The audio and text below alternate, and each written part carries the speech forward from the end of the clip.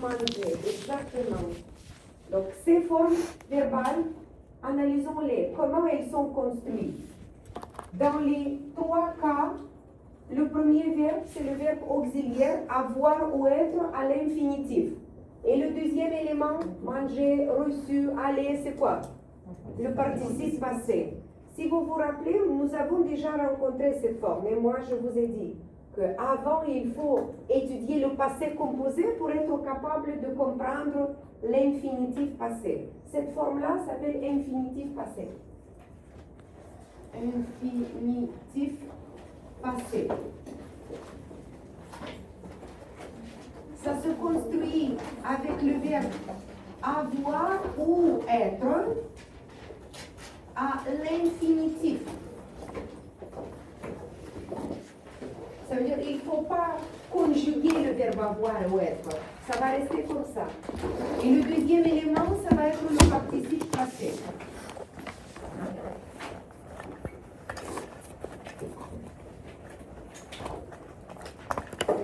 Si le verbe au passé composé se conjugue avec l'auxiliaire avoir, comme manger, recevoir, il va se conjuguer avec avoir à l'infinitif passé aussi. Si le verbe se conjugue au passé composé avec l'auxiliaire être, comme aller, venir, arriver, partir, il va se conjuguer avec être à l'infinitif passé aussi. La règle est la même. Si, regardez s'il vous plaît, même si c'est à l'infinitif, mais si on parle du féminin, alors le participe passé va s'accorder avec le féminin ou avec le pluriel. Par contre, les participes passés qui se conjuguent avec avoir ne s'accordent pas en genre ou en nombre. Donc on respecte exactement les mêmes règles que pour le passé composé. Alors, quand on utilise l'infinitif passé, souvent on l'utilise avec la préposition après. Après avoir mangé, j'ai pris un café. Ça veut dire, j'ai mangé, j'ai fini ça, après j'ai pris un café. Donc ça exprime une action finie et finie avant une autre action. Donc on peut écrire comme ça. L'infinitif passé exprime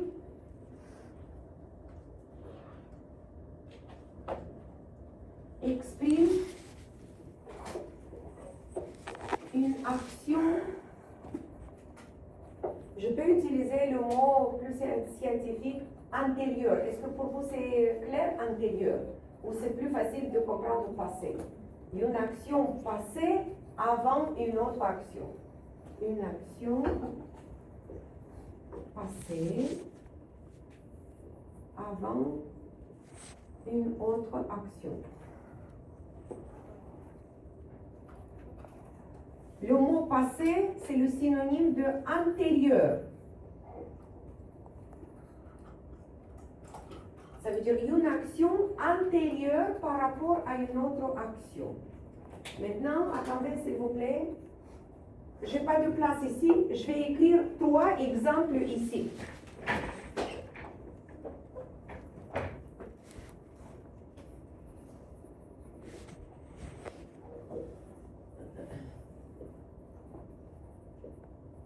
Après avoir mangé, j'ai pris mon médicament.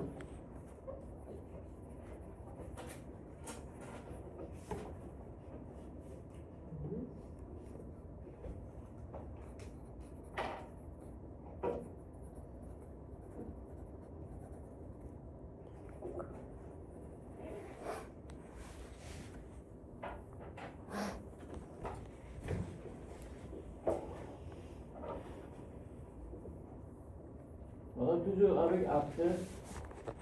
Pas toujours, il y a d'autres expressions aussi. Mais avec après, oui. Mais pas seulement avec après. Avant? Non, avant, non. Après avoir... Je vais vous parler maintenant d'une autre chose. Attendez, s'il vous plaît. Après avoir mangé, je vais prendre mon médicament.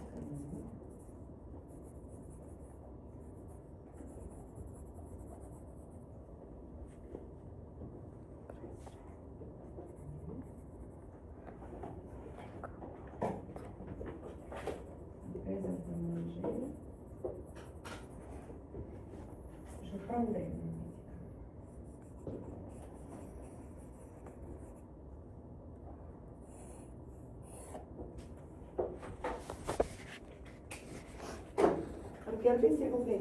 Toutes les trois phrases commencent de la même façon, après avoir mangé.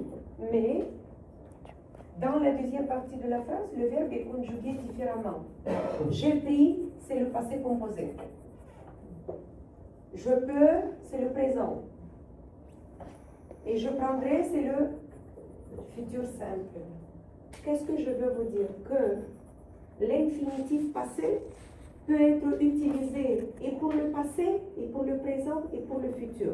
L'important que cette action doit être la première. D'abord, il faut faire ça, après l'autre action. D'abord ça, et après l'autre. D'abord ça, et après l'autre. C'est ça qui s'appelle antérieur. Antérieur, c'est quelque chose qui se passe avant une autre action et qui doit être fini avant cette action. Donc on peut écrire aussi qui exprime une action finie, peut-être c'est mieux, et pas passé, finie ou achevée avant une autre action. Et cette autre action peut être dans le passé, dans le présent ou dans le futur. Vous comprenez? Voilà. Ici, j'ai utilisé le verbe qui se conjugue avec avoir, mais je peux vous donner un autre exemple avec être. Peut-être après être arrivé au travail, j'ai allumé mon ordinateur. Ou après être arrivé, je peux connecter mon ordinateur. Ou après être arrivé, j'allumerai le projecteur. Je peux utiliser un verbe qui se conjugue avec être. C'est clair? Maintenant, Massoud a posé une question intéressante. Et ça, c'est tout à fait logique. Il y a après et il y a son contraire avant. Mais après, avec avant, on n'utilise pas l'infinitif passé, mais on utilise l'infinitif présent. Avant de manger. Avant de manger, peut-être j'ai pris mon médicament. Donc avec avant, si vous voulez, écrivez s'il vous plaît avant, plus de, et plus infinitif présent. Infinitif simple, pas infinitif passé. Avant de faire quelque chose, il faut bien réfléchir. Avant de traverser la rue, il faut regarder à droite et à gauche. Avant de faire quelque chose. Et pas avant de avoir faire. Non. Avant de plus infinitif. Après, infinitif passé. Pourquoi? Je ne sais pas. C'est comme ça la règle. Vous pouvez noter ça pour vous. Qu'avec avant, qui est le contraire de après, on n'utilise pas l'infinitif passé, on utilise l'infinitif présent.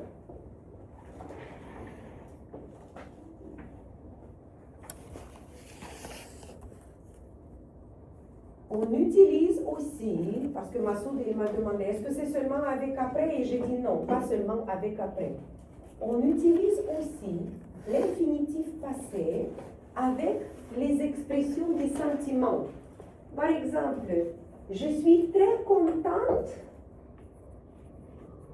de, et après ça, je peux utiliser et l'infinitif présent et l'infinitif passé. Par exemple, je suis contente maintenant de faire votre connaissance. Ça veut dire de faire connaissance avec vous, maintenant. Peut-être, j'ai fait connaissance avec vous, ça fait déjà combien de semaines? 6 semaines. Alors je peux dire, je suis très contente d'avoir fait votre connaissance. Ça veut dire de vous avoir rencontré, de vous avoir connu. Aussi, après les mots merci. Merci de m'aider, parce que vous m'aidez maintenant. Mais si votre aide est déjà finie, je vais vous dire, ah, merci beaucoup de m'avoir aidé hier. Vous comprenez? Donc avec les expressions de sentiment, on peut utiliser les deux infinitifs. Si l'action se passe maintenant, c'est l'infinitif présent. Si l'action est finie, c'est l'infinitif passé. Est-ce que je peux effacer ici et écrire? Oui. Oui.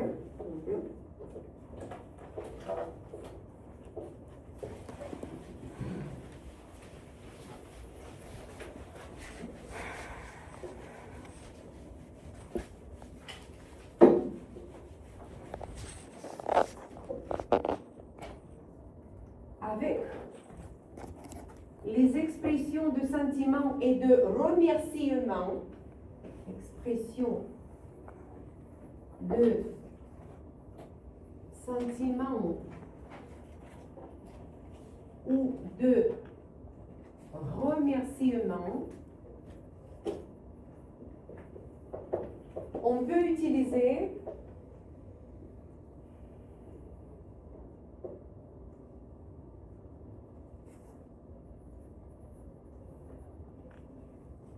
l'infinitif, on appelle ça l'infinitif présent, qui est l'infinitif simple, ou l'infinitif passé.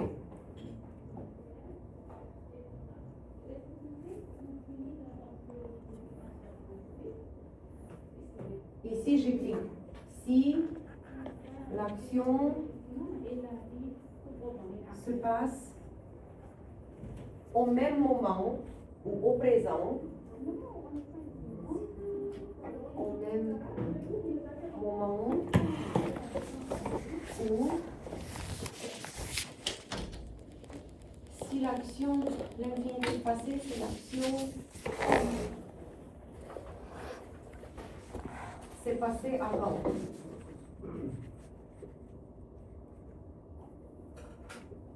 Exemple. Je suis heureuse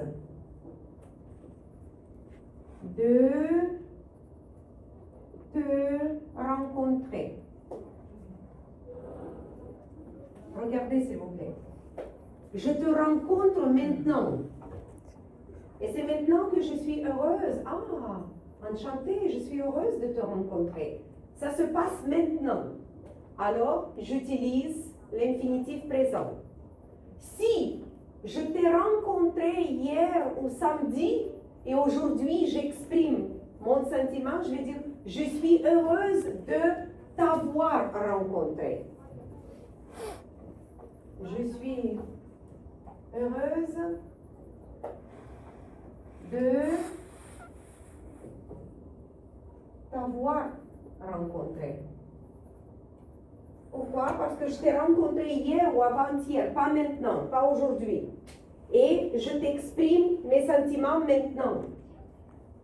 Mais pourquoi je suis heureuse? Parce que je t'ai rencontré hier et j'ai eu l'impression que tu es une bonne personne.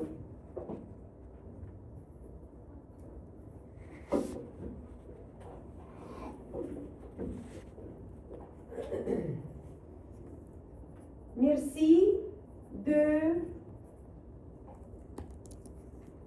m'aider.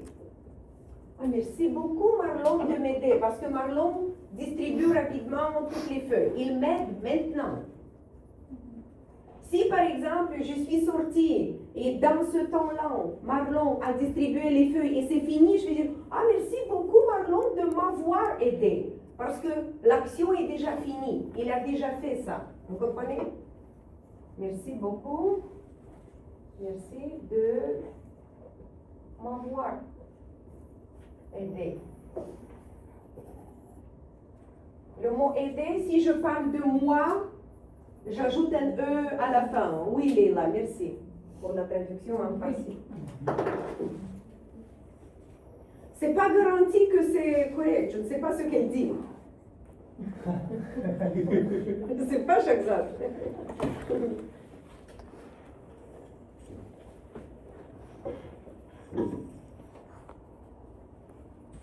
Parfois aussi, mes amis,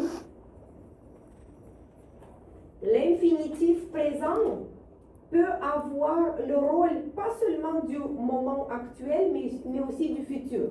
Par exemple, le directeur peut écrire à la secrétaire « Merci de préparer le rapport avant lundi ». Et la secrétaire va commencer à préparer le rapport pour lundi. Parce qu'il n'y a pas d'infinitif futur. Il y a l'infinitif présent et l'infinitif passé. Alors on va utiliser l'infinitif présent en parlant de quelque chose qui doit se passer dans le futur aussi, pas seulement dans le présent.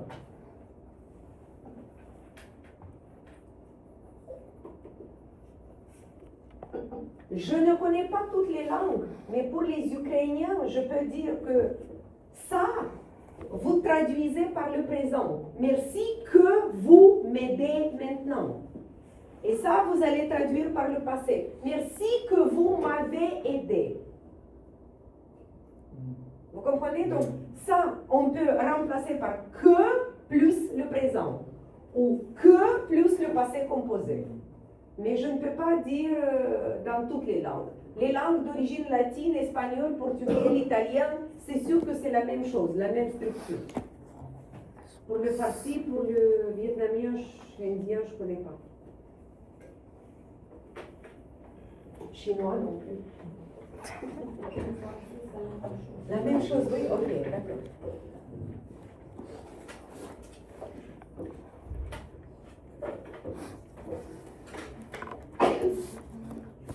Est-ce que ça va? Pas vraiment. Ne vous inquiétez pas. Un peu plus tard, vers je ne sais pas quelle semaine, on va revenir à l'infinitif passé et on va faire plus d'exercices. On va rencontrer ça dans un autre contexte et on va faire des exercices. D'accord? Non, désolé. Je pense que c'est désolant.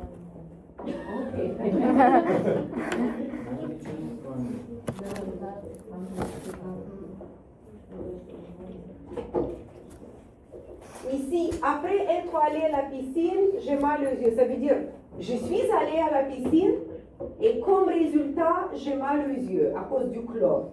Ici, j'ai la nausée après avoir mangé des fluides de mer. Donc, j'ai mangé des fluides de mer, des crevettes ou peut-être des, je ne sais pas, homards ou moules ou huîtres. Et après, comme résultat, la nausée. J'ai reçu le vaccin et après ça, j'ai mal au bras. Vous comprenez?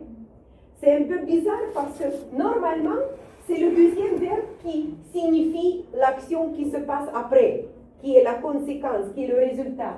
Mais c'est avec l'infinitif passé qu'on doit utiliser la préposition après. Ok. Est-ce que vous pouvez je ou my bras après avoir soulevé? Oui, bien sûr, oui. On peut changer l'ordre des propositions dans la phrase. Question? Non? Non? Est-ce que vous avez compris? Comme ci, comme ça, ok.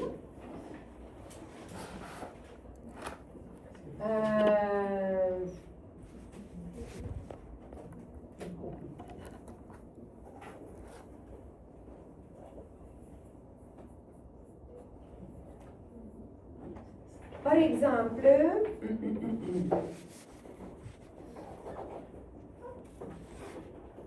deux actions. Le professeur explique la règle et les étudiants font des exercices. Quelle action doit être faite en premier? Est-ce que le professeur doit expliquer d'abord ou les étudiants doivent faire les exercices? Ok. Alors,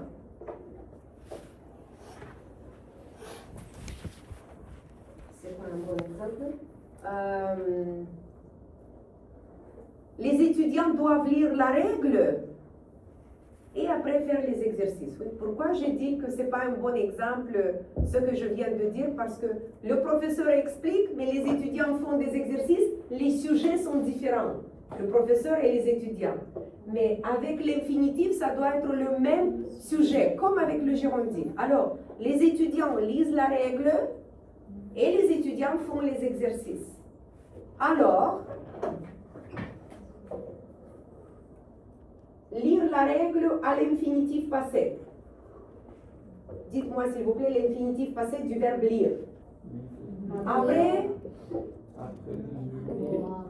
avoir. Lu. Après avoir lu la règle,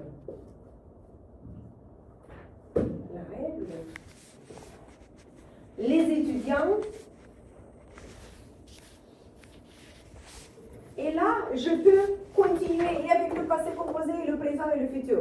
Les étudiants ont fait les exercices, les étudiants font les exercices ou les étudiants feront les exercices. Mais en premier, il faut lire la règle.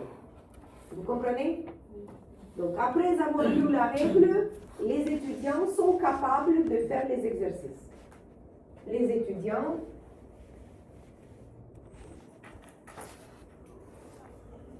ont fait des exercices, font des exercices ou feront des exercices.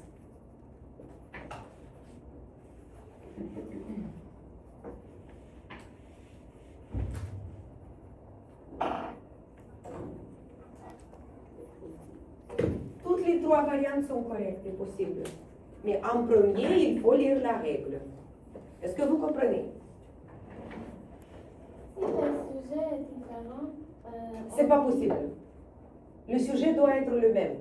ok, mais si on va dire quelque chose de... Alors, on n'utilisera pas l'infinitif passé. On doit utiliser après que. Et la phrase est construite différemment. Après que le professeur explique la règle, les étudiants font des exercices.